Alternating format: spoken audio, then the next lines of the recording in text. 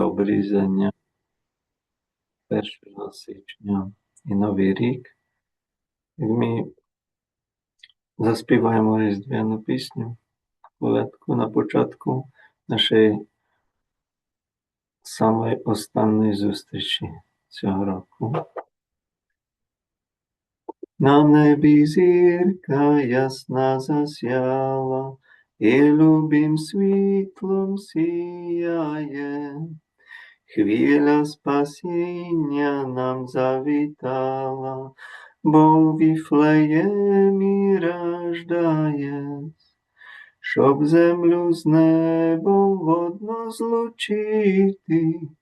Христос родився, славіте, Христос родився, славіте. В біднім вертепі, в яслах на сіні, спочив владика цар світу. Отож до нього спішим всі нині, нашого жде він привіту. Спішим любові теплом зігріти, Христос родився, славіте, Христос родився, славіте. Благослови нас, дитятко Боже, даруй нам щастям, любов'ю. Хай ціла сила пекла не зможе нас розділити з тобою. Благослови нас, ми твої діти, Христос родився, славіте, Христос родився, славіте. Благослови нас, дитятко Боже, даруй нам щастям, любов'ю. Хай ціла сила пекла не зможе нас розділити з тобою. Благослови нас, ми твої діти, Христос родився, славіте, Христос родився, славіте. Христос рождається.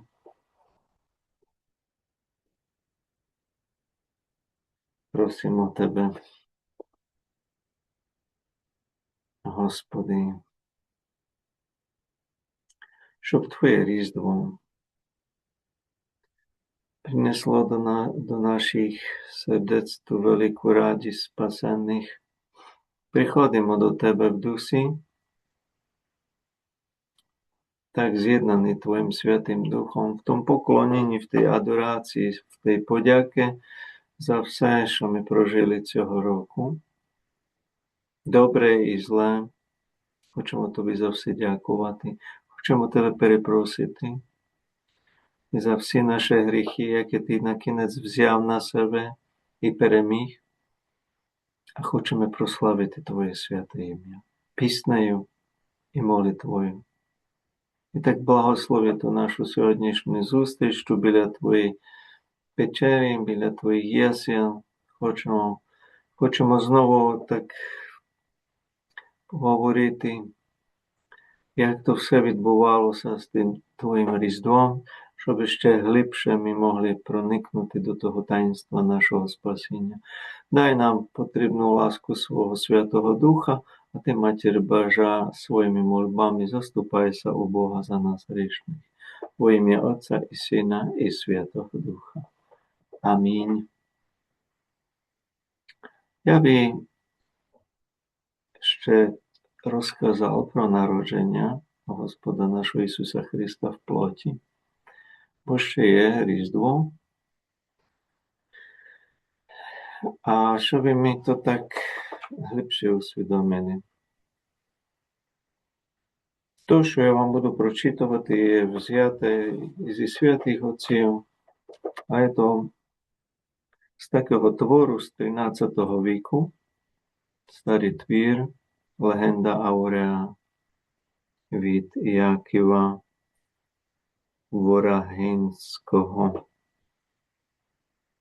Вораginskого, який був в Генуї архієпископом, в Італії, в Генуї.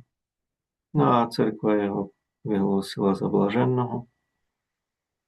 Takže був то такий святий монах, а потім і владика. А він майже досить багато років збирав ту традицію церковну, життєописання, так як на сході. Дмитро, поможіть мені. Ростовський. Ростовський. Так, Ростовський. Як Дмитро Ростовський. Тільки цей Яків, блажений Яків Ворогинський, він жив в 13 віці, в 12-му, в 13 віці, а Ростовський в 19-му, поки добре пам'ятаю. No, tak my собі так наблизимо це свято Різдва нашого Господа в плоті. Народження Ісуса в плоті відбулося згідно з літописом Євсевія Кесарійського, але теж за римським мартирологієм, тобто протоколом мучеників, року 5199 років після сотворення Адама. Так то було, є то за літописом Євсевія Кесарійського, а за римським мартирологієм Різдво Христа відбулося 5199 років після створення Адама. Жодне мільйони років, як баламутять людей. У той час римським імператором був Октавіан Август. В Біблії є Август, а його ім'я було Октавіан. Це було його перше ім'я Октавіан. Він був римський імператор, кесар. Його називали Цезарем на честь його дядька Гая Юлія Цезара Августа. Бо він розширив державу. Тому Цезар був Октавіан, а імператором його називали тому, щоб вшанувати його та відрізнити від попередніх правителів, оскільки він був першим, хто носив цей титул імператор. Коли Син Божий втілився в день jako благовіщення, my to маємо за новим стилем, собі то нагадуємо 25 березня, за старим 7 квітня, že? Так коли Син Божий втілився в пречисте лоно Діві Марії, світ переживав період миру, і римський імператор мирно правив усім світом, як говорять й хроники. Як володар світу, імператор Август хотів знати, скільки провінцій, міст, фортець, містечок та людей перебуває під його владою, тому провів перепис населення. Перший перепис населення зробив Квіриній, намісник Сирії, оскільки Юдею вважали пупом, тобто центром населеної землі, тому перепис почався саме там, в Юдеї, в Сирії. Лише потім намісники інших провінцій прийшли до своєї черги. Це був перший універсальний перепис, оскільки попередні переписи були лише місцевими. Святий Йосиф жив у Назареті. ale jak nащадок Davida, він вирушив до Віфлеєму на перепис населення. Так, як читаємо в Божому Слові, там Лука подрібно про це пише. Оскільки наближався час родів Пречистої Діві Марії, він взяв її з собою, не бажаючи залишати скарб, довірений йому Богом. На перепис йшли. Так, коли я так зрозумів, так були всі чоловіки. А вони потім говорили, що стільки дітей, що має жінку, стільки дітей. А тут іде і Матір Божа, не хотіли залишати, так говорить автор. Не хотів її сам залишати, бо вже наближався час родів, так і бере з собою Віфлеєм. Коли прибули у Віфлеєм, не могли знайти собі житла. Тому Пресвята Діва народжує сина і кладе його на сіно в яслах у недалекої печері. Народження Ісуса Христа було дивовижним, бо Мати Божа була дівою до і після родів чи пологів. Там можемо собі так знову нагадати то наповнення Писання Ісаїя 7.14, що тоді наповнилося це слово Ісаїя 7.14. Не мусите вже шукати в Біблії, бо ви то вже знаєте. Ось діва завагітніє, або почне, і породить сина, і назве йому ім'я Еммануїл. Takže діва завагітніє і породить сина. Тоді старозавітний символ жезл Аарона, коли читаємо числа 17 розділ 23 стишок. Ми знаємо, що Аарон був з плем'я Леві. То був священичий рід. Тоді старозавітний символ жезл Аарона, ako першого первосвященика та рідного брата Мойсея, розквітнув. Жезл Аарона розквітнув. В Старому Завіті, 4 Мойсеєва книга 17.23, а цей старозавітний символ розквітла палиця Аарона наповнюється в день Різдва Христового. Бо ten symbol napełniuje na tom Rіздві Христовому, бо так як жезл Аарона розквітнув без людського втручання, так без людського втручання народжується і Спаситель з Діві Марії. Тоді теж здійснюється старозавітний символ ворота на схід у Єрусалимському храмі завжди були зачинені і залишаються зачиненими, як читаємо Єзекіл 44, перші аж треті стишки. Čiže Пречиста Діва і після родів залишається дівою, і її дівицтво не було нарушене родами. То нам хотів сказати Бог через пророка Єзекієла, а брама на схід в Єрусалимі символізує Пречисту Діву. Так як Ааронова палиця Пречисту Діву, символ Пречистої Діви, а так ten квіток, який сквіт з тієї палиці, то є якраз Ісус. У спогадах Варфоломія, взятих з книги дитинства Спасителя, святий Йосиф за місцевим звичаєм покликав двох повитух. Одна була на ім'я Зевбель, a druhá Solomia. Pід час родів Зебел vyhuknula, діва породила.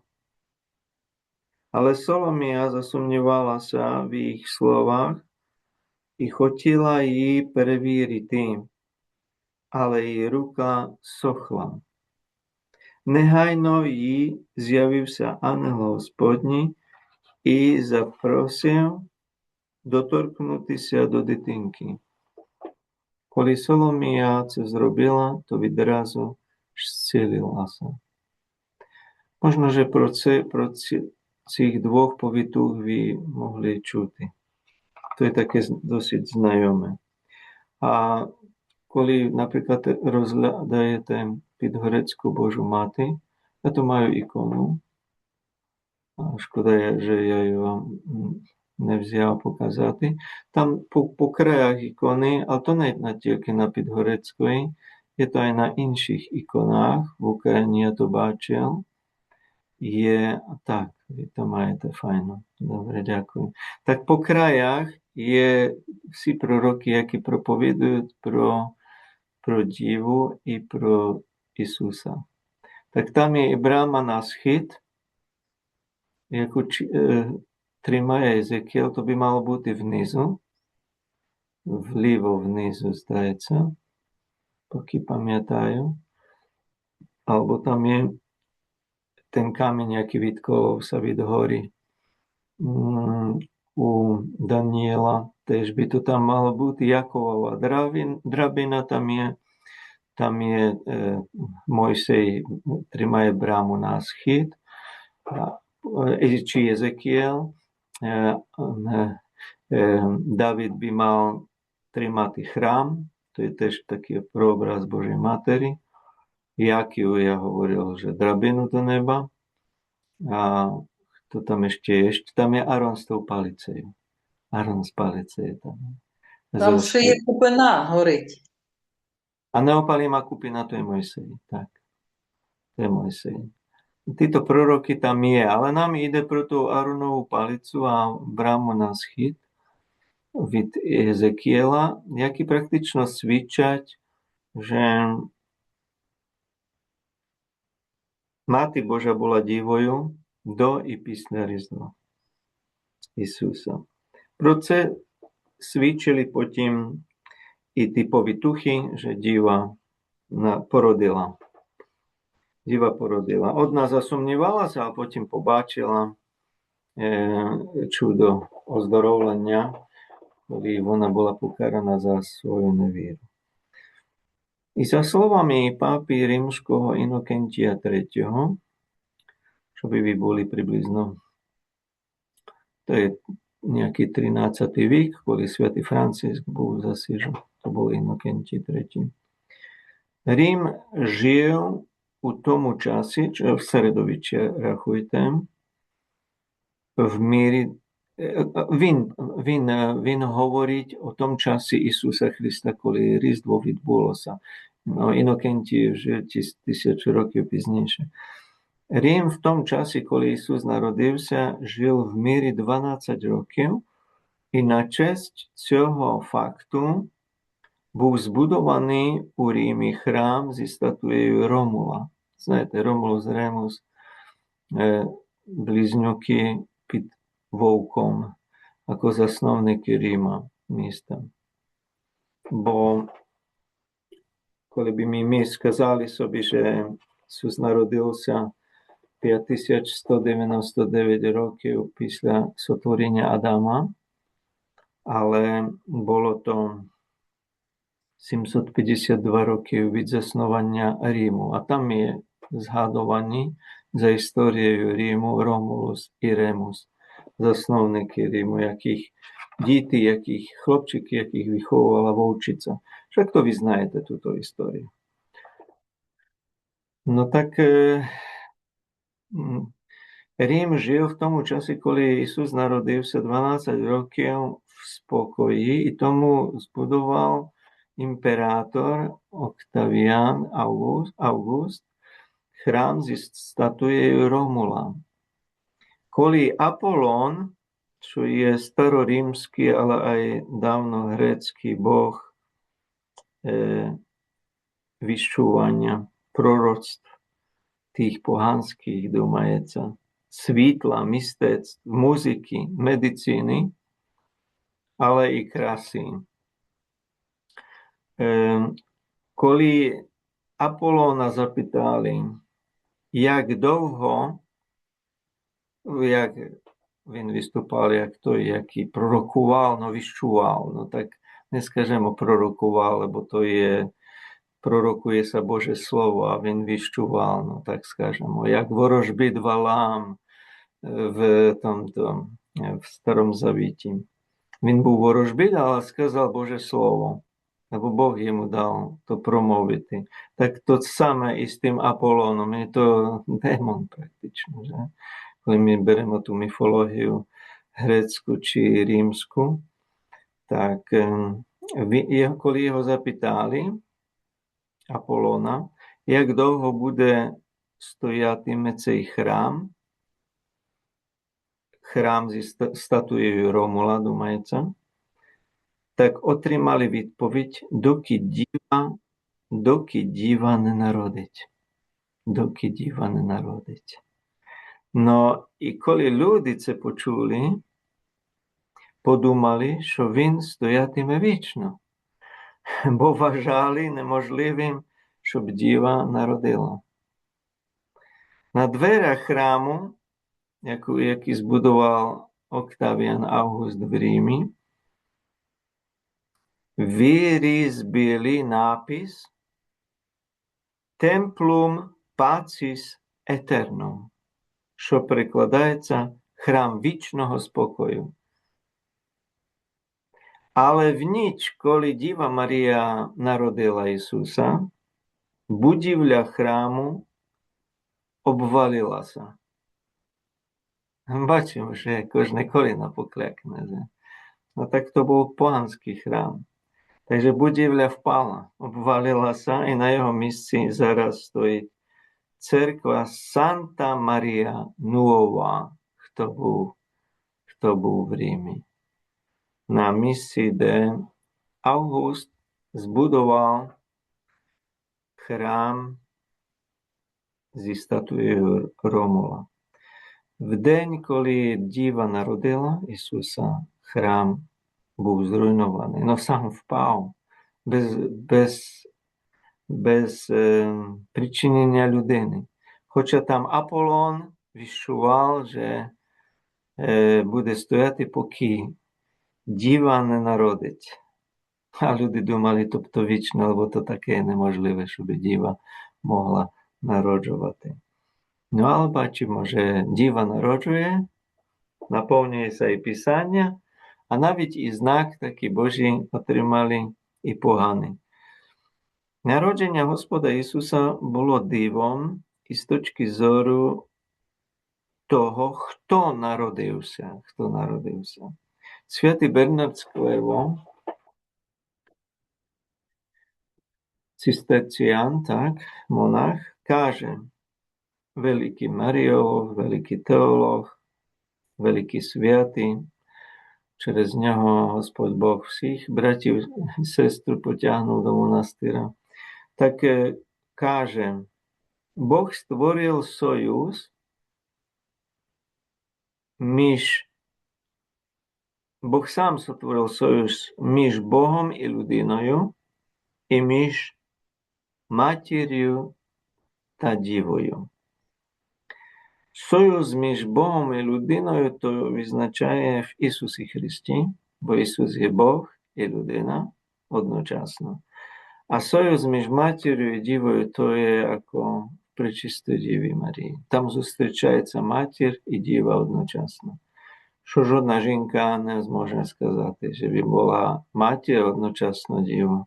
Алма, матер, як ми говорили.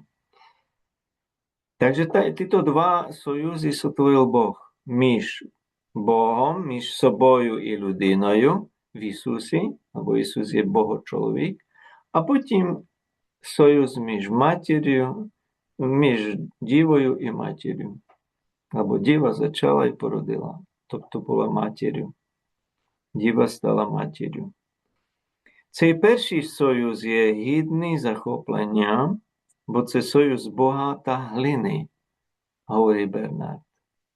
Союз Бога та глини, тобто людського тіла, бо то тіло наше було взяте з землі.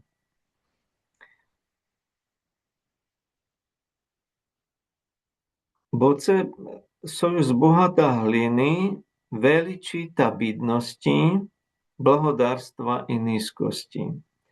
Другий союз теж гідний захоплення, бо ніколи раніше у світі не чули про жінку, яка народила би, і водночас залишила бися дівою.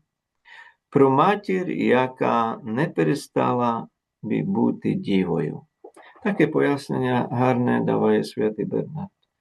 Про ті два союзи між Богом людиною і між дівою і матір'ю. Одне є союз Бога і людини в Ісусі Христі, зустрічається Бог і людина, а в Пречистій Діві Марії зустрічається Діва і матір. Народження Ісуса було дивовижним навіть за способом Його народження. Воно перевищує закони природи, бо дитина була зачата дівою. Плодом був Бог. Воно було теж народження без болю, як ми вже згадували минулим разом. Діва зачала не від людського насіння, а від містичного подиху Святого Духа. Святий Анзелм з Кентербурі каже, Бог може сотворити людину 4 способами. Існують 4 способи сотворення людини. А ви знаєте про всі, тепер то так скажу, що скажете чудово. Перший спосіб, як Бог сотворив людину, є без чоловіка і без жінки. Перший спосіб. Без чоловіка і без жінки, тобто Адам був так сотворений з пороху землі. Že? І вдох ішов. Божий вдох вдихнув до того пороху землі дих життя, так? Čiže bez чоловіка, без жінки сотворення. Друге сотворення від чоловіка без жінки. То є як Єва. Єва була сотворена від чоловіка, а без жінки. Вже не мала матір. Ну. А не мала ані батька, але була сотворена з чоловіка, але без жінки. З ребра Адама, як читаємо в Бутті. А знову вдох іде Божий. Бо ребро є мертва матерія, хоча вона є жива, там клітини, то все є живе, але то ще не є людина. Треба вдихнути. Вдох. Третій спосіб сотворення, який Бог робить, є від чоловіка та жінки, як це зазвичай буває між нами в людському роді, від чоловіка і від жінки. А четвертий є якраз то, що характеризує Різдво. Від жінки без чоловіка, але не від простої жінки, але від діви. Як в цьому чудовому випадку Різдво Ісуса Христа. Так маємо 4 види сотворення, яке явно бачимо в Біблії про ці 4 можна, як Бог сотворює людину. Коли, наприклад, мені то не подобається, коли, наприклад, то вульгарно, тепер дуже вульгарно скажу, коли чоловік або жінка скаже, зробне собі дитину. tak ja to skážu, že ty nikoli žiadnu dитину собі не зробиш. По-перше, je to vulgárne, lebo ty nerobíš tú dитину, ale Boh ju robiť. Boh je tvorca. Môžeš старатися, не знаю скільки, жодна дитина не буде, поки Бог не захоче. Takže také durné výslovy, jak mnohé люди, що я чув, že зробíme собі дитину, так ти нічого не зробиш. Без Божого благословення, без того, без волі Божої жодна дитина не народиться.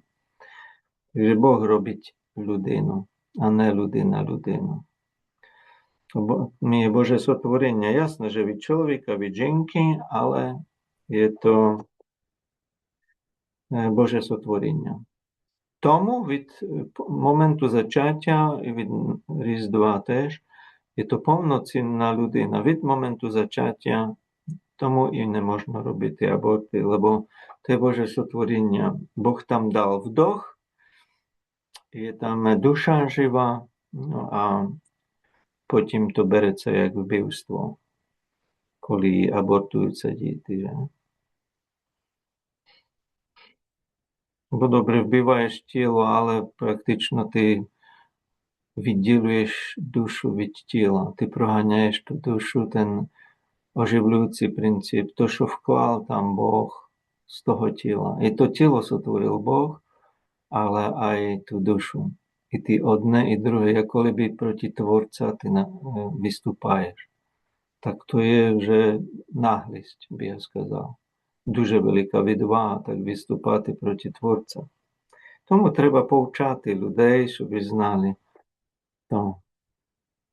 За традицією, за історією схоластики, коли старозавітний пророк Єремія пішов до Єгипту, to było w czasie, kiedy Nabuchodonozor napał na Єрусалим.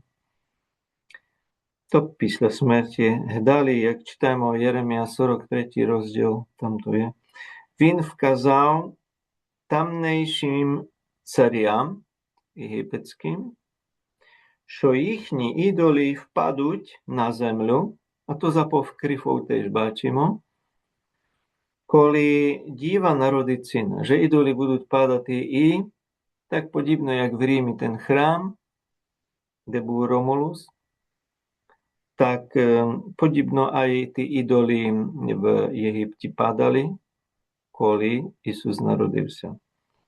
Навіть свята сім'я, сімейство там прийшло до Єгипту, так там є різні оповідання, то є мимо біблійне таке звісті про перебування святого сімейства в Єгипті. Тому поганські жреці поклонялися в таємному, ще перед Різдвом, століття перед Різдвом, поклонялися в таємному місці храму, поганському храму, зображенню діви з дитиною на колінах. Існувало зображення діви з дитиною на колінах. Сотні років перед Різдвом Ісуса в Єгипті. Коли цар Птолемей запитав, що це означає, вони відповіли, ті жреці, що це таємниця, яку святий пророк Єремія відкрив їхнім предкам і яка колись здійсниться. Згідно, takže my бачимо, а потім дійсно здійснюється, вони всі ті ідоли попадали, коли Ісус там народився, а прийшов на цю землю. Знаємо, що і цар Ірод хотів вбити дитину, і тому ангел сповістив у вісні Йосифові: устань, візьми дитя і його матір і біжи в Єгипет, бо Ірод хоче погубити дитятко. А він став послушно, узяв матір і дитину і втік в Єгипет. І тоді то відбувалося, наповнилося то, що Єремія там сказав по слову. Що все прихилить свої коліна, і ті ідоли падали перед Ісусом, який вийшов в Єгипет. Згідно з давнім s dávnymi prikázami та святим Іваном Золотоустим, волхви, мудреці або царі, як ми їх називаємо зі Сходу, молилися на горі, коли перед ними з'явилася зірка у вигляді прекрасного хлопчика з хрестом. Золотоусти теж, я то читав вже давніше, говорить про зірку у вигляді прекрасного хлопчика з хрестом. Ten хрест сяяв над його головою. Takže зірка мала вигляд хлопчика з хрестом над головою. Він наказав волхвам іти до Юдеї, де вони знайдуть новонародженого. В день народження Господа Ісуса Сибіла, або Сивіла, ворожка, пояснювала свої оракули імператору Октавіану Августу, коли по обіді навколо сонця з'явилося золоте коло. Та посеред нього стояла прекрасна діва з дитиною на руках. Тобто Август, який дав перепис населення робити, бачив діву з дитиною. Тоді ворожка Сивіла сказала імператору, який вирішив, щоб люди поклонялися йому як Богу. Він хотів, щоб і йому поклонялися люди як Богу. Тоді сказав, що ця дитина більш, а ворожка йому сказала, ця дитина, яку тепер бачиш на небі з матір'ю, більше за тебе, поклонися їй. Takže toto маємо теж з передання. Ця дитина, як Ісус, є більший за тебе, імператор. Ти йому кланяйся, Ісусові. Не тобі мають люди кланятися, але Ісусові треба кланятися. Takže ми бачимо, що так як Валаам в Старому Завіті мусив пророкувати про Ісуса, там теж було то, що про Ісуса, про Христа пророкував Валаам, так подібним способом і ворожка Августові говорить про Христа, який народився з діви, а що йому треба поклонятися. Наконець, всі ті ворожбиті, вони знають, хто є Ісус, а вони знають, що йому треба поклонятися. Ті найбільші маги вам то скажуть, ті, які з сатані посвятилися. Наконець, коли би ти їх притиснув, вони скажуть, так, Ісус є Бог, а йому треба клонятися.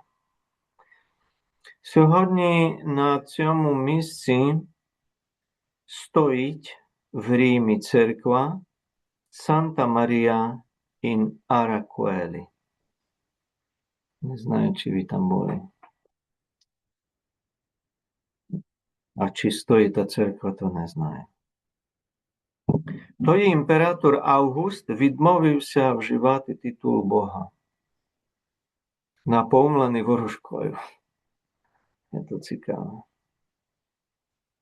Святий Орозій, то був учень святого Августина, пише теж про цю подію, що за днів Октавіана Августа близько 3 години дня на ясному, чистому та спокійному небі з'явилося коло у формі веселки, яке оточило сонячний диск. А Євтропій також згадує це диво. Історик Тимофій каже, що імператор Август дав збудувати вівтар з написом «Вівтар Сина Бога Живого». І накінець той Август був досить побожний чоловік, хоча поганий. Його то сильно доторкалося, ті знаки знамення Божі. Про народження Ісуса Христа також сповіщав рослинний і тваринний світ, Боже сотворіння. Так, наприклад, виноградники в Ейнгеді розквітли, коли Ісус народився. Віл та осел, про якого згадує Ісая 1:3, які супроводжували сімейство з Назарету до Віфлеєму, lebo Matір Božia sila na osla, tak divom vpiznali Господа та стали на коліна. Стали на коліна, щоб поклонятися Христу Богу. Тоді наповнюється то слово «Віл знає господаря свого, а осел ясла пана свого». Навіть там кажуть, що не відважили собі брати з тієї кормушки з ясел сина, на якому було покладено дитятко. Že nejeli z tých jasel, lebo to bola, z toho jeli syno. No. A tam bol pokladaný Ісусик, no не дозволили собі брати навіть з того сина. Люди теж були повідомлені про народження Спасителя, і це Божими послами ангелами. Коли ми читаємо Луку, так ми бачимо, що пастушки вночі охороняли свою отару, а тут ангел Господній з'явився їм та сповістив їм про народження Спасителя і теж їм сказав про знак, за яким вони знайдуть його. Правдоподібно, той самий Гавриїл, який сповістив матері, ako пречистої діві, що буде матір'ю, той самий Гавриїл, який говорив у вісні Йосифові, лебо він є звістун радісних справ. А то ми бачимо, хоча там Йосифові то не було дуже радісне, що сповістив, але є то можливе, що то був теж Гавриїл. І так я десь читав, що то був Гавриїл. І коли ми читаємо Лука 2 розділ 9-12, ми то там бачимо, що дав їм знак, за яким вони знайдуть його. А тим знаком є, хто скаже? No, включить собі мікрофон.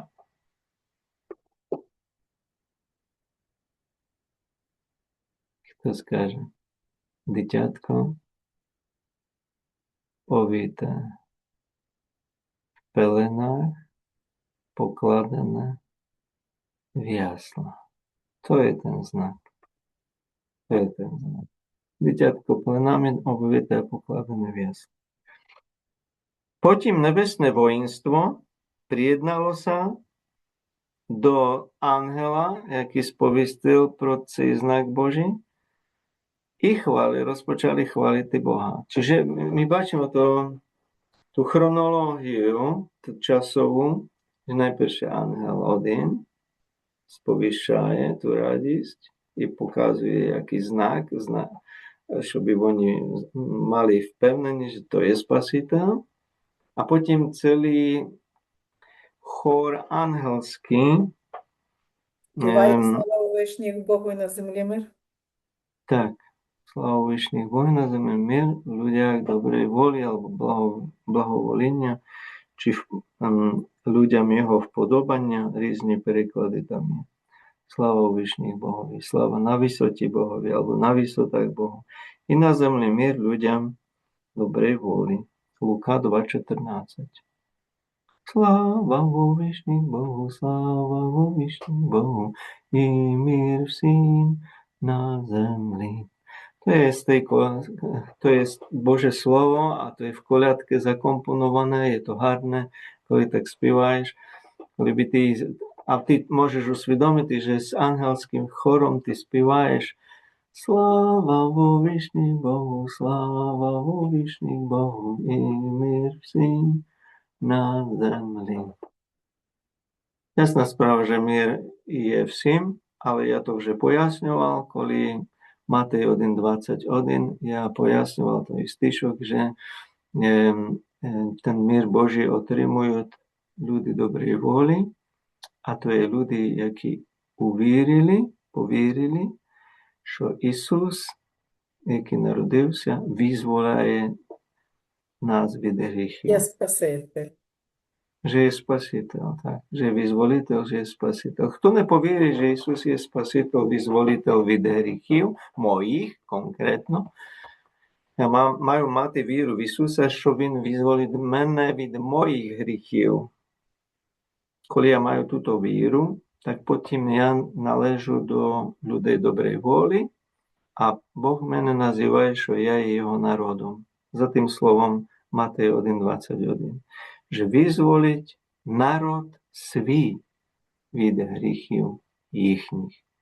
Це дуже важливе. Не всіх, тільки тих, які повірять.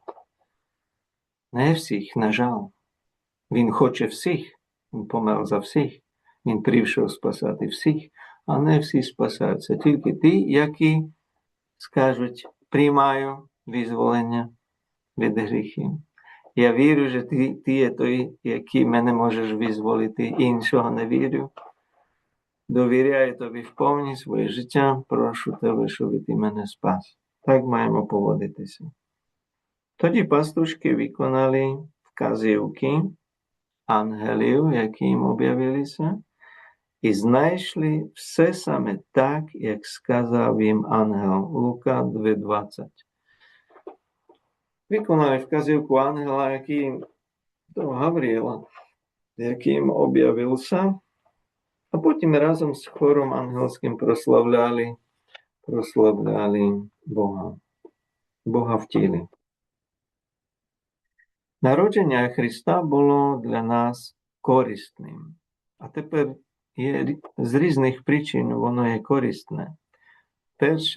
Перший пункт. Диявол та його демони були переможені Різдвом вже. Вже не мають такої влади над людьми, як раніше. Вже самим Різдвом. Тож Ісус прийшов. Вже диявол, демони не мають такої влади над нами, як раніше.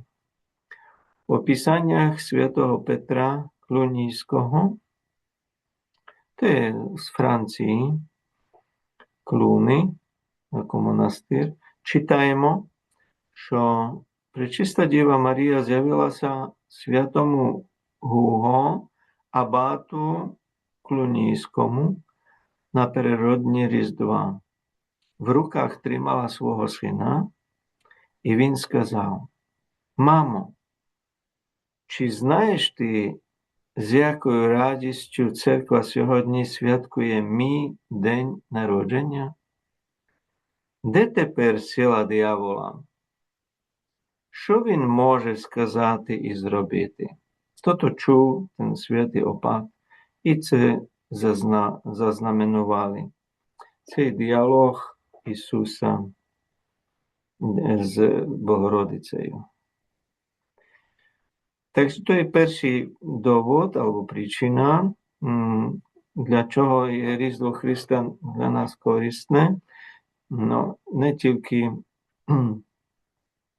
від диявола, але нас Бог визволяє, але в Ісусі ми отримуємо і прощення гріхів від Бога. Takže to je druhá причина, чому ми святкуємо і радіємо з Різдва Христового, бо ми в Ісусі отримали прощення гріхів від Бога. Третій довод є, бо ми отримуємо зцілення від хворіб. Святий Бернард з Клерво вчить, людський рід страждав від 3 хворіб. 3 хвороби. В часі народження – перша хвороба, під час життя – сама хвороба, в часі смерті – третя хвороба. Ціле життя є одна хвороба, аби ми могли сказати. Бо народження людини осквернене. Родимося в первородному грісі. Так то є хвороба, же? І душі, і тіла. Життя на протязі, коли живемо життя, є перекручене. Постійно в грісі перебуваємо. Без помочі Божої ми з того гріха не викарабкаємося. А смерть опасна і небезпечна. Бачиш? Сама хвороба на початку, на протязі життя і в кінці. просто celé життя одна така хвороба. Але Бернард пояснює, Ісус прийшов, чи Христос прийшов ради того, щоб приніс потрібні ліки від цієї потрійної хвороби. Його народження нас очистило. Так, його народження очистило наше народження, але ми можемо йти до того хресного купеля. Його життя є прикладом, як ми повинні жити. То життя самовідречення, покаяння, щоб ми освоювали то Боже життя, то маємо відрікатися свого життя, бо воно є хвороба, гріх, приймати то Боже, яке оздоровлення і благодать. На третє лікарство його смерть знищила нашу смерть. Takže. І Христове народження очистило наше народження, його життя прикладом, яким ми повинні жити, за яким ми повинні жити, а його смерть знищила смерть. Так toto є потрійне лікарство, яке ми отримуємо вже при різдві Христовому. Ми можемо вже бути без первородного гріха, коли ми народжуємося в хрещенні, дійсно в Ісусі народжуємося. На протязі життя постійно живемо за Божим Словом, йдемо за Божим прикладом, Ісус нам то показує, а в часі непереставлення не боїмося смерті, бо Ісус переміг смерть, а ми в собі тримаємо вічне життя, яке є безконечне. Takže my продовжуємо потім, коли тимчасово покидаємо душею тіло, ми йдемо до того кращого, потім собі візьмемо тіло назад, воно вже буде потім прославлене в останній день. Так-то, я вам то скорочені сказав. Дальша причина радості з того, що Христос народився, є, що Різдво Христове принесло приниження нашого «я», нашої гордині, нашого его. Як святий Анзелм каже, бо людина хотіла те, що Бог не хотів для неї. Від початку то було, коли була обманена дияволом, хотіла те, що Бог не хотів для неї. І то там ми вже освоїли собі гординю на початку в Адамі і в Єві, коли не слухали Бога, а послухали диявола. Святий Августин сказав, Божий Син у втіленні до лона матері, Пречистої Діви, проявив смирення. Бо бачиш, що Бог став людиною, то є смирення, то є покора велика. Що Бог, який є Дух досконалий, ставається людиною, то є його, ako людина сотворення Боже, а він йде на рівень того сотворіння. Він сотворитель, а ставає на рівень сотворіння. Божий Син у втіленні проявив смирення, яке для нас прикладом наслідування принесло нам розірвання кайданів гріха та оздоровлення нашої душі від гордині, говорить святий Августин. Takže to Христове смирення є наше оздоровлення від гордині. Маємо його наслідувати. Як Ісус каже, я тихий і сумирний серцем. І покірний серцем. Покірний серцем. Так, я тихий і покірний серцем. Ну, і показує на то серце, і хоче, щоб і ми були тихі і покірні серцем. Takže ми маємо прийняти ту його смиреність, він нам її дає. А за словами святого Івана Дамаскіна, Син Божий упокорив себе заради людей, заради їхньої користі та спасіння. Христос знизив себе до рівня людини, та його шлях народження був подібним до нашого, але водночас він є вище за нас через різницю в способі свого народження.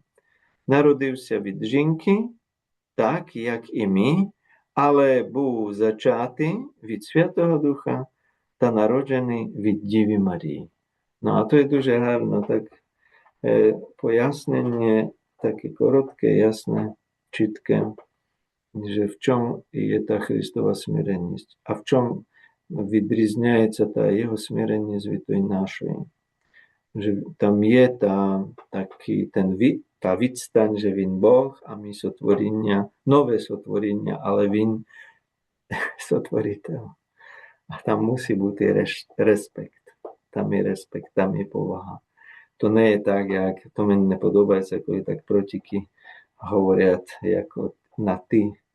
Так то, як коли би був Бог рівний мені, то не є правда. Бог ніколи не буде рівний мені. То є глупота. Там є відстань, сотворитель сотворіння, спаситель, а той, який був спасений ним, там то є і однозначно. Там то не є рівень. Можемо сказати, що він тим же to priňal to, ako vin je to smирення, nemusel to príjmati, a že priňal to ľudskú prírodu, stav ľudinою, takže upokoril sa stav podivný do nás krem hricha, tak my bачимо, že my stali Božími deťmi, коли ми його прийняли за Спасителя. Так ми є Божі діти, як він є, Син Божий, takže він є нашим братом. Тут рівень є в тій адопції, але ми є адоптовані, але він власний Син Божий. І знову є різниця. Takže виходить, можу звертатися як до старшого брата, але я є адоптований, а сотворіння адоптоване, а він є Бог. Увага. Takže знову відстань. І постійно вона буде. Тож Ісус є мій старший брат, є таким Сином Божим, як і я, але Він Бог, а я є сотворіння. Він безгрішний, а Спаситель, а я оправданий грішник. Так це велика різниця. Takže та повага, та відстань там мусить бути, так, скажімо, ієрархія. То, що є між дітьми і батьками, там є теж певна ієрархія, але скоріше можемо сказати, що діти є рівні батькам або батьки дітям, або ми є один людський рід. Но Христос є Бог і чоловік одночасно. Що Он ten людський рід сотворив, а потім його і спас. Так там є то є велика різниця. В тому потім і ми коліно поклоніння робимо перед ним, že? Як перед Богом. Добре, я вам такто наблизив то, що я хотів, так в короткості розказав про Христове народження в плоті. Ну, що ви ми собі так пригадали то, або доповнили. Заспівай вам колядку. Нова радість стала, яка не бувала, над вертепом звізда ясна, світлом засіяла. Над вертепом звізда ясна, світлом засіяла, де Христос родився, з Діви воплотився, як чоловік пеленами убого повівся, як чоловік пеленами убого повівся, Anheli spívajú, sláva vosklicajú, na nebesi i na zemi, mír propovídajú, na nebesi i na zemi, mír propovídajú. I my tež spívajmo, Krista proslávľajmo, i z Marii roždeno, smíreno blahajmo, i z Marii roždeno, smíreno blahajmo. Prosím o ťa, Cáriu, nebesný vladáriu, narodil sa v kožním srdci, po vším našim kraju. Narodí sa v kožním srdci, po vším našim kraju. Daj nám v míri žity, Tobi uhodity, a po smrti v carství Tvojim navík víky vžity, a po smrti v carství Tvojim navík víky vžity. Tak to hlavné aj z tej koľadky je, narodí sa v kožním srdci po vším našim kraju. To je to najosnovnejšie. Коли by mi tu rozkazali собі гарно про історію Різдва, але поки ми не включаємо віру, že той, який колись перед 2000 роками народився, став людиною і залишився від того моменту людиною, поки б ми вірою то не прийняли, так як може той, про якого ми говоримо, народитися в наших серцях? Тільки через віру. Я вірю, що то так є, я вірю пророкам, я вірю євангелістам, які про це написали, і Ісус родиться в моєму серці. А від того моменту, коли Ісус народився в моєму серці, я маю ще більше доказів того Його Різдва в моєму житті. Бачу, як Він перемінює моє внутрішнє життя, або взагалі життя моє. І то є доказ того, що Він існує, що Він не є якась казочка, якась вигадка. Що наш Бог є реальний, вчора, сьогодні, назавжди той самий. Можливо, маєте ви якесь запитання до теми? Можливо, вас щось цікавить ще, або хочете ви щось на доповнення сказати до Різдва Христового. Завтра маємо вже віддання праздника Різдва і кінець року. Так не забудьте собі зробити такі.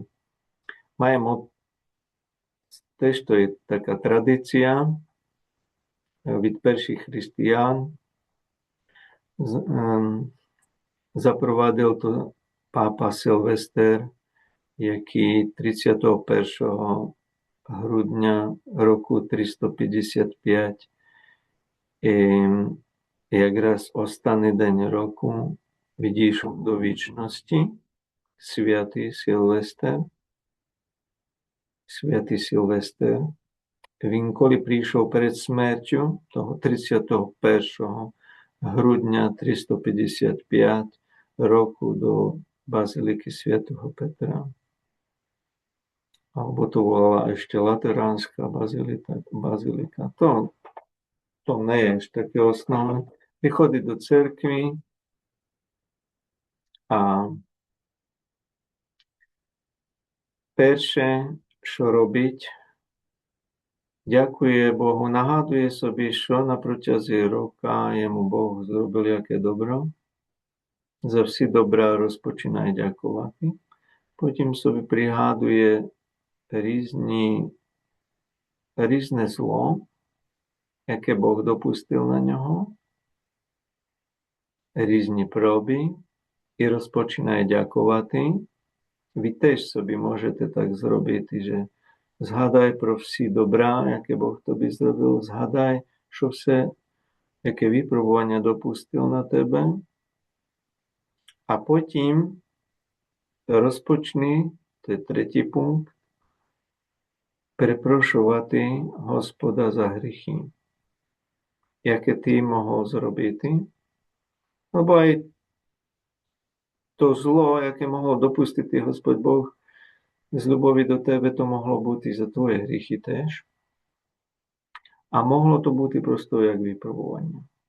А ти маєш перепрошувати Господа за свої гріхи, які учинив ти на протязі цього року. Так нагадай собі на таке найосновніше гріхи, яке і тебе завантажили, і другим зробили ніяк рану на душі. І перепроси Ісуса, і довіри йому ті гріхи, а потім розпочни, це четвертий пункт, прославляти Його ім'я. Возвеличувати Його ім'я, можеш заспівати якусь пісню на колядку. Takže to je plán na poďaku, jaké z náboženstvo, také spontánne náboženstvo v konci toho kalendárneho roku, який маємо завтра.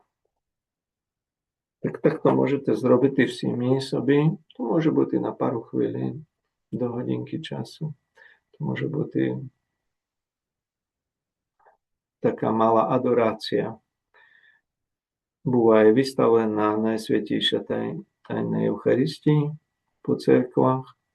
Є мала адорація, так, а потім є там, можуть бути літанії, в Західній церкві є літанії до Христового серця. Так зазвичай то таке робилося. Takže може бути молебен до Ісуса або до Божої Матері. No a може бути така то спонтанна подяка за добро і за ті зле речі, що Бог допустив, препросьба, таке покаяння, а потім прослава Божого імені. І виходить дуже гарне набоженство. Частинку вервічки можна помолитися, ніякий десяток або й цього, а маєте. Так то можете, ви є домашня церква, поки не маєте нагоду до церкви, так то можете собі вдома зробити. Наприклад, вечором, коли вже наближається північ, так то можете собі зробити.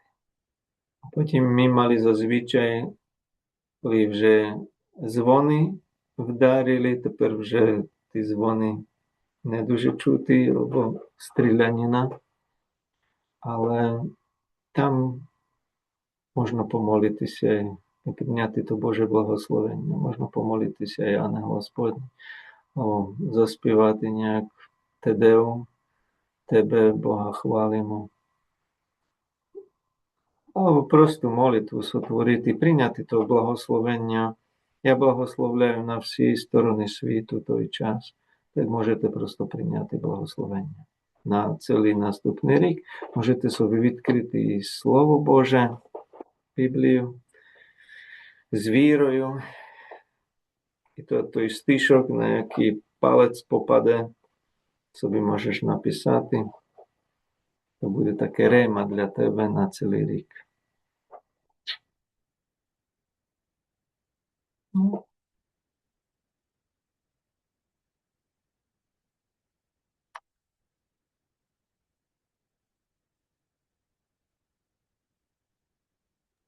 Нас навчав отець Ігор Цар, та він практикував за кожен місяць, в новорічну ніч, за кожен місяць, який прожитий був в цьому році, зробити собі такий іспит совісті. За кожен місяць він молився «Помилуй мене, Боже», 50-й псалом.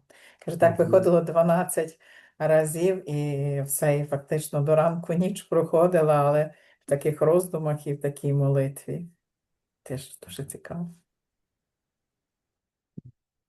Dobre, to покаяние.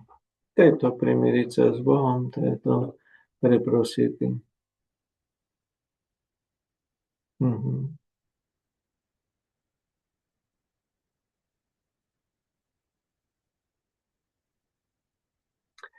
На мій смак, так що я спостерігаю, цей рік дуже швидко пробіг. Дуже швидко.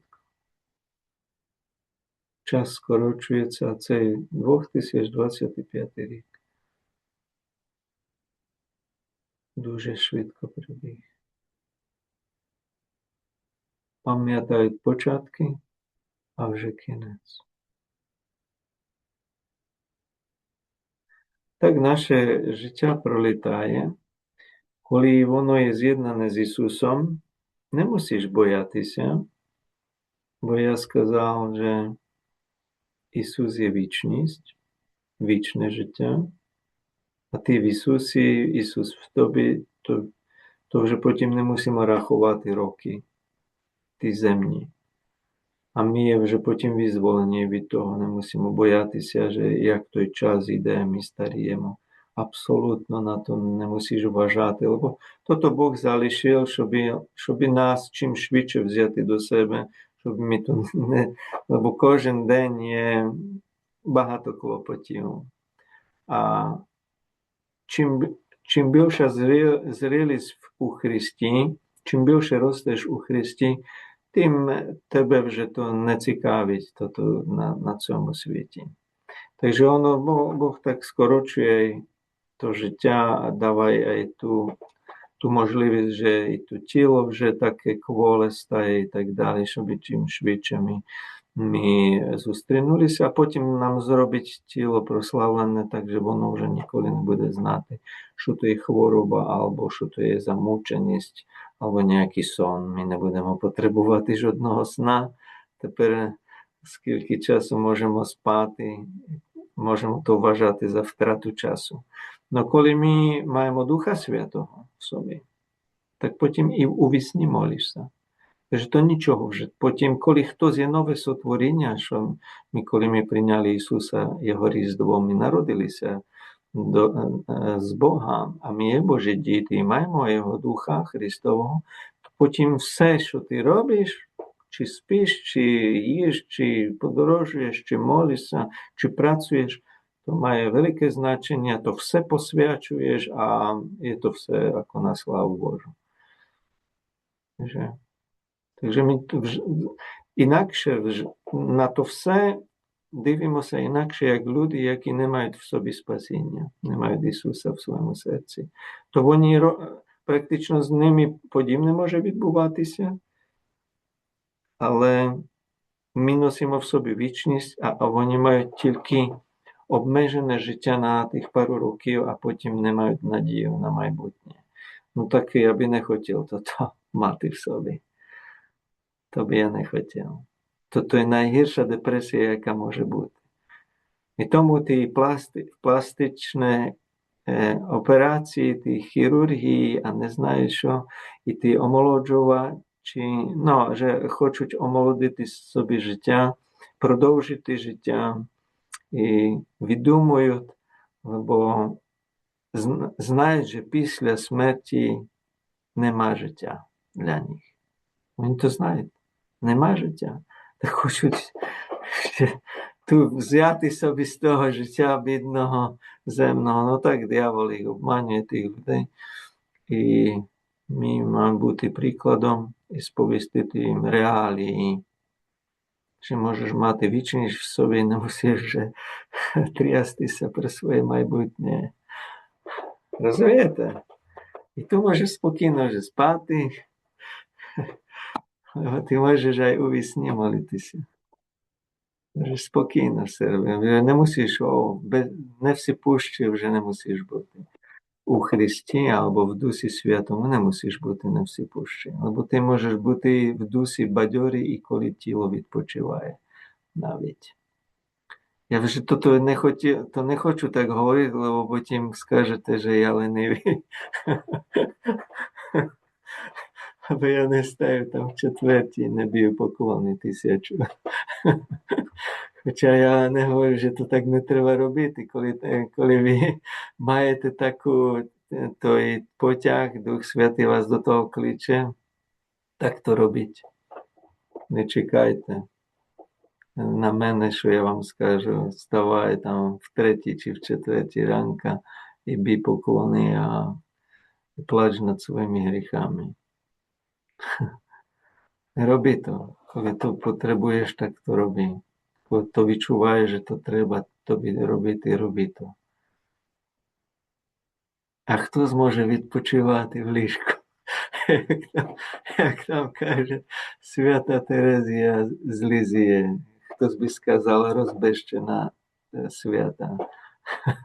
Але вона мала туберкульоз та інше, розумієте? То все треба, та оригінальність того святого, то не дається порівнювати, бо кожен є інакший. І з кожним Бог по-інакшому працює. З одним так, а з другим взагалі інакше. А один другого не можуть повторити. А не треба, щоб один другого повторяв. Не треба. Коли Павло так скаже, що ви бачите на мені, робіть і ви повторяйте за мною, то він не хоче, щоб ви копіями були його. Або то ані не дасться зробити. Ти маєш бути тим, ким ти є. Бог тобі з тебе зробить чудесну картину або чудесний свій образ. А зараз будеш мати, можна, того, що Павло не мав. Вже? Так. Але, Владико, так часами є, що ти фізично змордований і стоїш, молишся, і так, Боже, так подумки, чи вже та молитва закінчиться, коли ляжеш, кості свої поскладаєш рівненько, і тоді йде дух до Господа, підноситься, тоді вже молитва є. А так і так собі думаєш, що це є гріховно чи не гріховно, бо тоді доперва думаєш у молитві, коли лежиш, бо вже не думаєш, що от мені вже все, ноги болять, плечі болять і все. А воно тоді так. І так думаєш, чи це добре чи не добре. Ну, кожен знає, як йому краще. Щоб то було таке сердечне. Коли молимося, щоб то було не язиком, але серцем. Я коли так стараюся, коли я молюся, я просто кожне слово, яке я говорю в молитві, я проживаю. Чи читаю з Божого Слова, кожне слово. Я коли собі взяв, я вам можна говорив, псалтир, я собі слово за словом переписував. Не, що я там сотні раз прочитував, але переписував слово за словом, слово за словом. Воно то мало велике значення, коли переписували Євангелії. Могли то й сотні раз переписувати. Не йде тільки, щоб запам'ятовували то слово. Але йде о то, що воно проходило через них, через руку, через очі. Вони його споглядали, так його гладили, як коли його ай писали, то Боже Слово. Вони ним жили, то був практично молитва. Ten перепис, що переписую Боже Слово, потім комусь подарую, так, ту Євангелію. Я то переписую, бо було мало таких грамотних людей, а книги були дорогі. То переписувалося, а ті монахи, вони практично були постійно в молитві. Але коли переписував там 8 годин Боже Слово, знаєте, яка то сила? Я то сам за себе знаю. На собі то я знаю, яка то сила. Takže i tak je spôsob, собі зобереш якусь Євангелію, alebo дії апостолів, а собі то переписуєш помаленьки. Для себе to robisz. теж спосіб, як проникнути до глибини слова. А там тобі, ні одне слово тобі не втіче. Бо ти йдеш слово за словом, помаленьки, непоспішно. Кожен день ніякий розділ, можна піврозділу або пару стишків, але гарно собі то зроблю. А потім то є сила. Ну, то є один з таких способів, як можна то слово розважати, проникати духом, просто їсти його очами, серцем. Ну, то є теж гарний від, спосіб, як можна в Бозі перебувати. А потім автоматично Дух Святий робить ten діалог, включається то, že z toho slova, jaké napríklad ty prepisoval, alebo pročítoval, alebo v služby Boží prožíval, ono потім to Дух Святий тобі актуалізує, що з того вибирає, і то тобі нагадує, а ти є в тому. А то є суперова молитва. Або ти є в тому, а ти можеш ай тим словом звернутися вже до нього, а має то величезну силу. Там дійсно, то є як динаміт. То є велика сила. Takže ja vás, to je rізні способи контемплації. То не мусí, že піднімаю руки, а кричу в мовах до Бога. To je один зі способів, але тих способів є багато.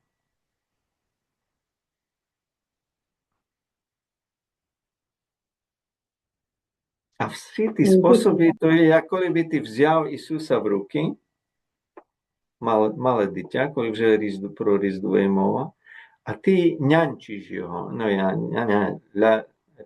як дитинку, і обнімаєш його. То є живе Боже Слово, втілене живе Боже Слово, а ти його обнімаєш, тиснеш до серця. То є то саме. Робиш то з поглядом, всі сенси твої є включені до тієї молитви, до тієї адорації. А ти то дитя просто тримаєш і говориш йому, що то є моє життя, ти є моє життя. Ну то так собі то уявляю і тебе не пускаю. Все. Там вам Бог дає поезію, дає вам пісню, дає вам все можливе, дає вам таку прославу, дає вам сльози щастя, що то нутро побачите, як вам погнеться, як рухнеться ваш дух, то треба все пережити. Бо то є слова. Я говорю багато слів, а треба то пережити.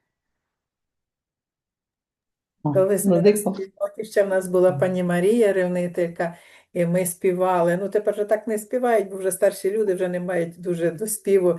І 63-й псалом, як було: Боже, ти Бог мій, тебе шукаю пильно, тебе душа моя прагне. Тоді душа моя наповниться любов'ю. І Бог мій, Так. тебе шукаю пильно. Ага.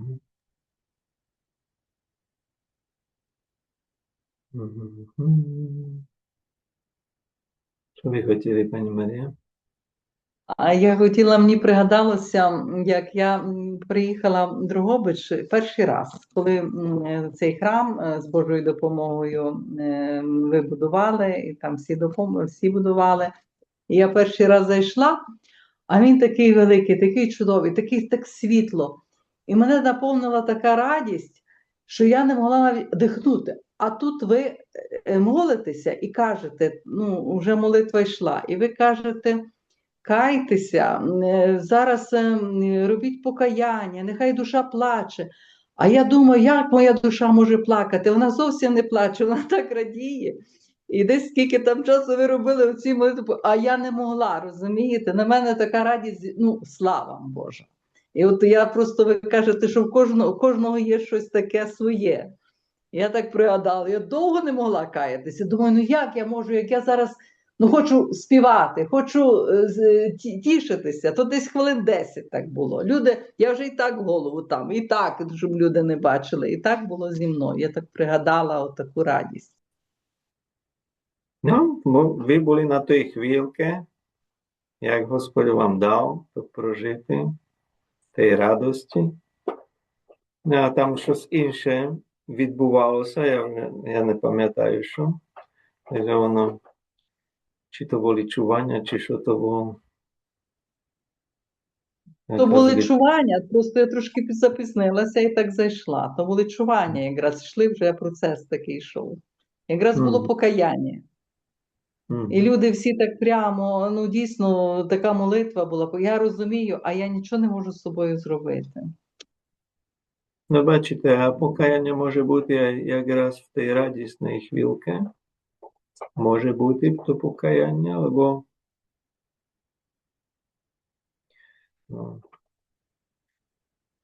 з Різдвами радіємо, а одночасно то покаяння є в тому Різдві, що коли прийдеш до ясел, візьмеш Ісуса з рук Марії або з тих ясел, піднімеш, притиснеш до серця, автоматично радість з'єднана зі сльозами щирого жалу. Одне з другим, то появляється.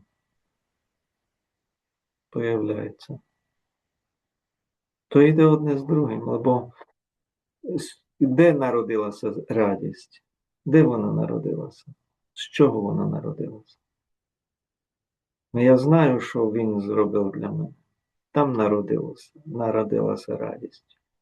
А коли я вже знаю, що він для мене зробив, як Ісус, то вже я знаю, про що йде та мова. Ну, то є як, що він мені простив, а постійно прощає. Ну, і маємо. Давид каже, що щаслива ця людина, якій прощено гріх. Давид каже. Щаслива та людина. Який гріх вже не згадується. Бо прощений гріх не згадується.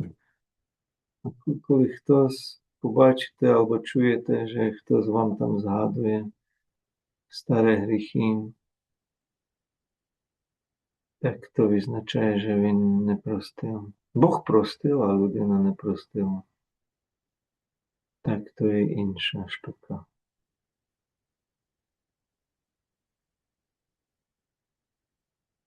А як ми собі розважали сьогодні, Ісус прийшов з тою смиренністю нам показати, що ми так поводилися, а хто є дійсно смиренний, той і прощає. Мільйон раз ми говорили, що горда людина не може простити. А смиренна людина все простить.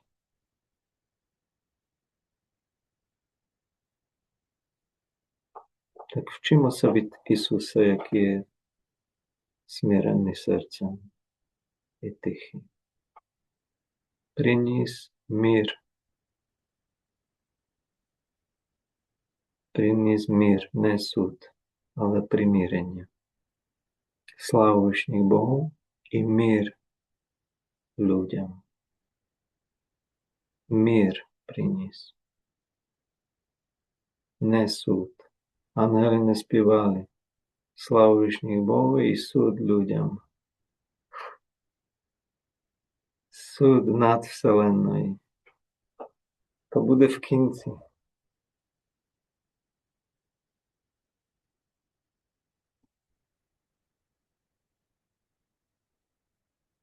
Хто має сьогодні мир, для нього не буде страшний суд в кінці. Бо говориться страшний суд. А то про тих, що не мають мир з Богом, не мають мир, про них буде страшний суд. Там все буде згадуватися, бо там не було прощення.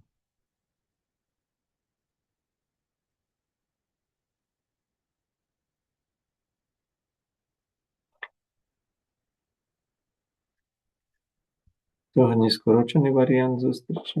Я думаю, що хватає. І хіба би хтось хотів ще свідчення дати, а я вам буду давати благословення в кінці цього року. Добре?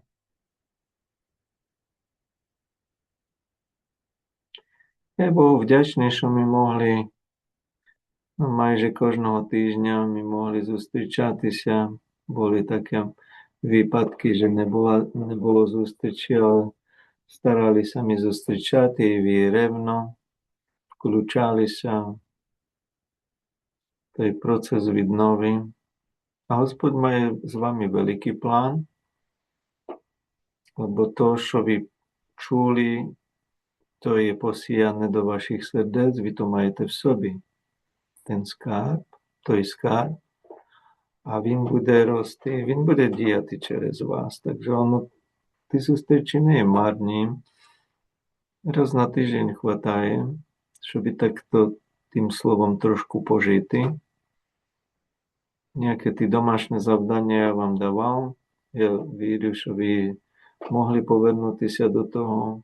Найкраще є собі конспектувати, мати ten зошит, nejaké ті таке пункти собі робити, щоб ви мали nejakú ту основу і тих зустрічей. Навіть я був так ревний, я би то aj тепер робив. Я би možno aj prosil vás, kto by mal tak čas, že навіть я на мобile диктофон, že коли є nejaká проповідь або nejaké слово науки, так можна зробити конспект. З того не мусить слово за словом все переписувати, але можна такі важливі моменти переписувати, а потім ви можете зробити aj книжку. Так як отець Олег Сухінський, там хтось зробив таку книжку з тих його наук і вийшло файно. Так не йде про, там моє ім'я взагалі не мусить бути озвучене, то я не говорю заради того, але заради тих наук, лебо багато чого ми дізнаємося, багато чого нам Бог відкриває і буде відкривати, щоб то було і для інших, і для вас на повторення в будь-який момент собі побачиш тему ніяку, а можеш до того повернутися, або хтось буде заінтересований, так може собі чуж прочитати, як з книжки. Хоча тепер є стільки літератури багато, але ми стараємося говорити по суті, aspoň так я думаю. Коли говоримо про Духа Святого, там є дуже багато говорили про Духа Святого. А то найголовніше віддалося виписати на одну сторінку про Духа Святого, мали тих зустрічей купу. І в пунктах. Або можна і більше. Takže tak to robili, napríklad to majú celého zolotu z toho, tých tomів купа. Ті люди, вони не мали диктофони, вони мусили швидко писати. Вони записували то слово. Можливо, цілковито все не записали, але я знаю, що вони були добре треновані, але треба було грецьку знати добре, бо то все грецький, або сирський. Але воно записувалося швиденько. А маємо скарб сьогодні. Ми бачимо думання Золотоустого. Августина маю. Теж можу відкрити і бачу Августина. Бо він все написав. Є там моменти, коли то могли записувати інші. І так. Так є то зовсім. І ти, і від тебе буду хотіти, бо хто хоче, не я. Адже прийде тобі якесь натхнення, запиши собі то. Якась пісня, мелодія, текст, поезія, якесь натхнення, відкриття, що тобі Бог покаже через своє слово, запиши собі, бо забуваємо досить часто. Я говорю про себе, можна ти не забуваєш, я можу забути, коли маю більше того. Можу забувати, а потім Бог мені то нагадує, але А я собі можу сказати, що то я там мав таке ніяке откровення, об'явлення, я мав, а не можу згадати. Або я не записую вже. Мало коли записую. Записую тільки собі, коли я роблю підготовку якусь. То я записую собі. Не буду говорити так з голови, щоб я був точний. О, там собі потім можеш щось відумати, а я хочу вже автентичний бути. Коли цитація, то я не буду парафразу робити, але вже цитацію того святого. Так то працюйте. А пробуйте то aj з чоловіками, а чоловіки з жінками, з дітьми. Коротенько помолитися, але від душі, від серця. Говорити своїми словами, не тільки навченими молитвами, але своїми словами. Звертатися в покаянні, в тому перепрошенні, в проханні, в подяки, в прославе до Господа. Включите пісню, можете покликати ім'я Господнє, просто Ісуса кликати. Може то бути і через пісню, наприклад. Ісус, Ісус, Ісус, Ісус, Ісус. А йдеш. Можеш ай пару хвилин співати. Ісус, Ісус, Ісус, Ісус, Ісус. А Дух Святий тобі показує на ясла, на Ісуса в яслах. Коли вже то Різдво ми так проживаємо. Бачимо Ісуса в яслах. Співаємо то Його ім'я, і ти є в тому зв'язку з новонародженим дитятком, зі Спасителем. А співаєш ім'я Ісус, а в тому імені є визволення від твоїх гріхів, спасіння від твоїх гріхів.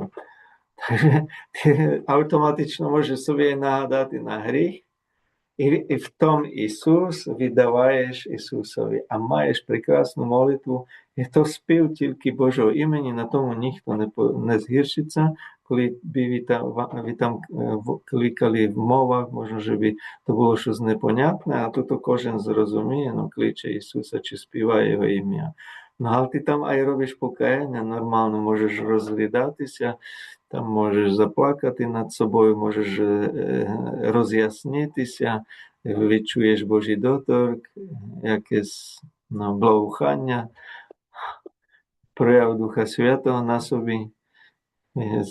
Земля затряслася, можеш відчути, як земля трясеться, земля твого тіла. І так. Так вас довіряю в материнські руки Богородиці.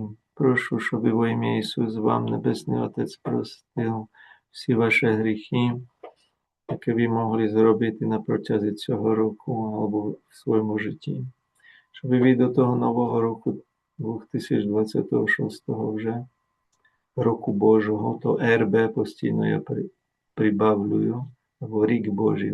Без Бога би не був той 2026 рік, щоб він був благословенний для кожного з вас, щоб ви гарно його прожили, ще більше полюбили Ісуса, більше йому наблизилися і могли бути інструментами в його руках, щоб та Господня воля через вас здійснювалася. Так просимо Тебе, Духу Святий, щоб Ти нас так впровадив в ту таємницю нашої віри, в таємницю нашого спасіння. А доповни то, що нам бракує. А коли ми Тебе ніяким способом образили або занедбали то відношення з Тобою, пробач нам, Господи. Пробач нам. Не хочемо Тебе дати на то перше місце, бо Ти то заслуговуєш. Ти є Господь Бог нашого життя. А без Тебе ми є ніщо. З Тобою ми є все, а без Тебе ми є ніщо. так благослови нас всіх, і наші родини, і ті домашні церкви, наші народи, і просимо за закінчення війни. Щоб вже настав ten мир між нами, і щоб було про загальне прощення во ім'я Отця і Сина, і Святого Духа. Амінь. Христос народився. Так благословений новий рік. Дякую. Дякую за зустріч в Ізраїлі і за зустріч в Польщі, що Господь Бог дарував таку нагоду. Я собі то нагадував, так? Дякую. Дякую. І дай Боже нам на наступному році, щоб ми ще зустрілися. Дякую. Так, Дякую. молодець. Я вірю. Прийдешного щасливого Нового року. Христос рождається. Славимо Його. То саме я бажаю і вам. Але головне, щоб ви були гарячі перед Богом. Гарячі. Гарячі в любові, так. Дякуємо вам, Владико. Дякую, Владико. Добре, будьте здорові у Христі. З Богом. Христос З Богом. рождається. Славимо Дякую. Його.